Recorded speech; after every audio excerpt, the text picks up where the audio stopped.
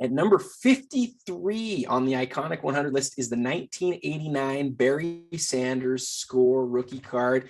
And here to talk with us about it today is Ty at Drummond Card Collector on Instagram. Ty, when I think about this card, I think about my youth. I think about this being really like one of the critically important rookie cards, really in all of football from that generation. Is that kind of how you think about it as well? Yeah, absolutely. Barry Sanders is my absolute favorite athlete of all time. Um, Outside of the tears that I shed every time Michael Jordan won a championship in the 90s, and not out of joy, but because I was raised a Pistons fan to hate Jordan, I was very, very, very upset when Barry Sanders retired just before the season began. That everything I did growing up athletically, even in other sports, basketball, baseball, other things that I played, all sort of centered around having watched Barry Sanders and how he moved. Everything I was doing was, juking somebody in the middle of the classroom or going, I even did it last year at the National as we were doing a contest, kind of like running around trying to find a card for a video, like saying, I'm juking people, Barry's my guy, that's what we did. And he was the epitome of the type of athlete that I personally like to root for. So I always have gravitated toward athletes who are humble, who go about their business, who don't showboat and gloat. Not that I don't enjoy watching those guys sometimes. And I think back to the 90s with another Sanders, Deion Sanders and Barry Sanders were like exact opposites in terms of how they went about their business on the field, but both incredible athletes. But Barry, to me, I'm a Michigan born guy. The Lions have long been my favorite team.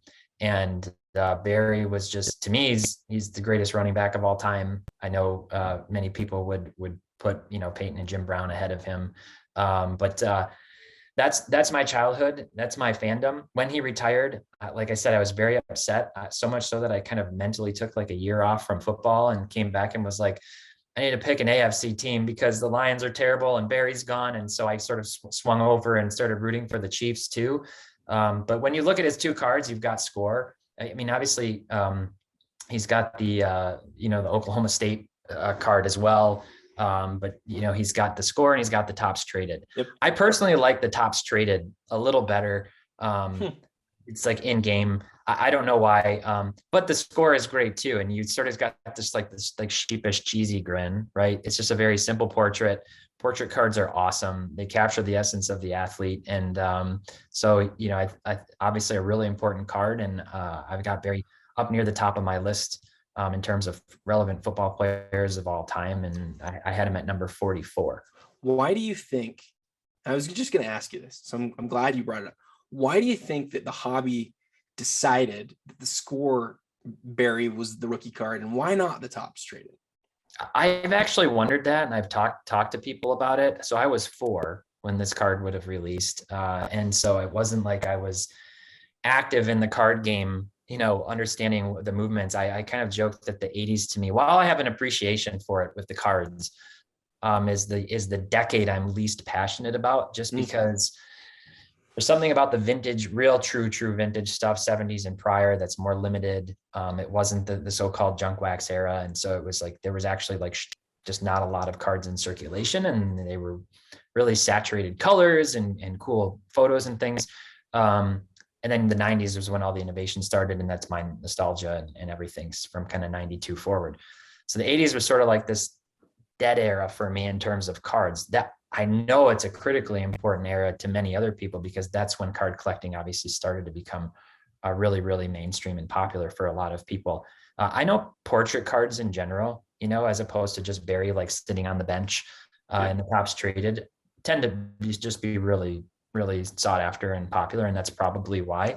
There's something about in-game cards that I tend to gravitate toward a little bit more, just seeing them in their jersey. But I don't know. I'm sure that we'll get lots of comments. There's probably people with a lot more insight into why the score is more sought after. I think, and I don't know, I don't remember this perfectly, but I worked at a card shop for a long time in the late 90s and the early 2000s.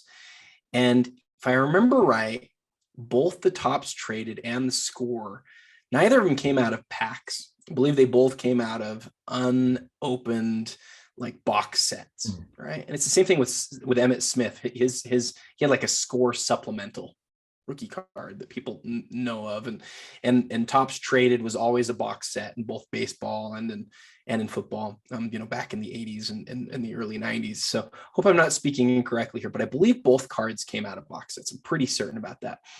I think if we look back, we're gonna find that there were just a lot more Topps sets created than score, and so this to me is probably, I think part of it's that profile thing that you talked about. Like, it's just a great image of Barry, right? The 89 score, you can just sort of see it. You can see what the card looks like in your mind if you think about it for a second.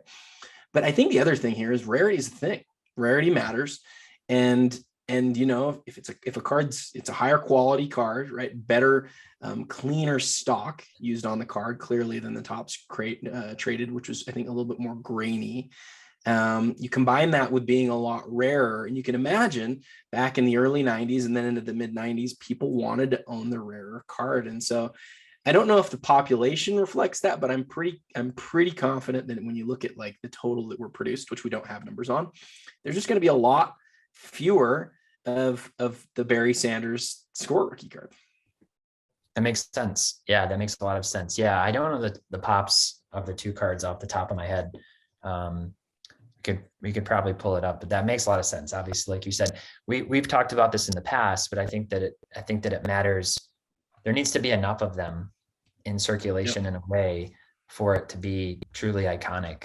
Enough happening, enough people who have seen it. But like you said, you don't want the card that's just like necessarily the one that's mass produced. Although we talked about that as well. Like the Kobe Topps was mass produced, and that one has a lot of fanfare around it as well. So yeah, the 80s and 90s are this interesting era where like they don't compare in terms of total population to what we see now, right? Like we're going to see the LeBron James exquisite rookie on this list at some point. It's like card to 99, comparing that to this Barry Sanders, which in both cases, there's just thousands and thousands of them. It's just a different thing, but defining iconic is a hard thing to do. Yeah.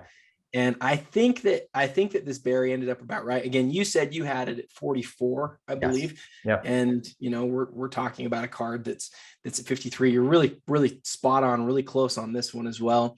Again, this card is at number 53, the 1989 score, Barry Sanders. Next time we'll be back with card number 52. And until then, happy collecting.